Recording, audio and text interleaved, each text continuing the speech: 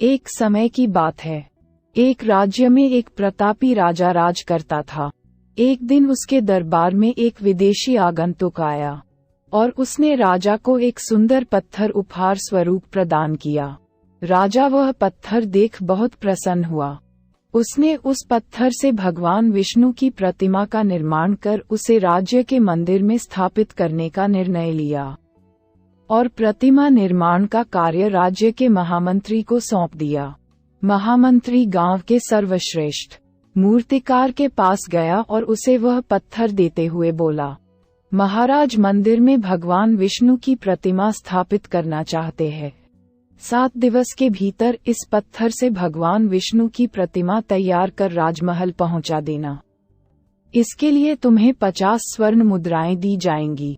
50 स्वर्ण मुद्राओं की बात सुनकर मूर्तिकार खुश हो गया और महामंत्री के जाने के उपरांत प्रतिमा का निर्माण कार्य प्रारंभ करने के उद्देश्य से अपने औजार निकाल लिए। अपने औजारों में से उसने एक हथौड़ा लिया और पत्थर तोड़ने के लिए उस पर हथौड़े से वार करने लगा, किंतु पत्थर जस का तस रहा।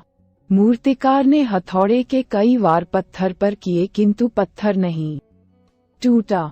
50 बार प्रयास करने के उपरांत मूर्तिकार ने अंतिम बार प्रयास करने के उद्देश्य से हथौड़ा उठाया, किंतु ये सोचकर हथौड़े पर प्रहार करने के पूर्व ही उसने हाथ खींच लिया कि जब 50 बार वार करने से पत्थर नहीं टूटा तो अब क्या टूटेगा। वह पत्थर लेकर वापस महामंत्री के पास गया और उसे ये कह वापस कर आया कि इस पत्थर को तोड़ना नामुमकिन है, इसलिए इससे भगवान विष्णु की प्रतिमा नहीं बन सकती।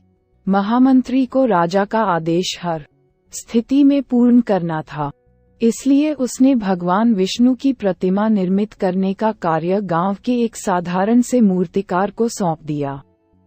पत्थर लेकर मूर्तिकार ने महामंत्री के सामने ही उस पर हथौड़े से प्रहार किया और वह पत्थर एक बार में ही टूट गया।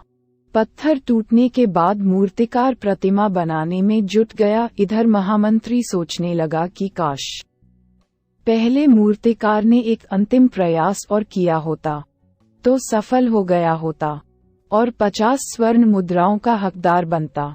मित्रों, हम भी अपने जीवन में ऐसी परिस्थितियों से दो चार होते रहते हैं।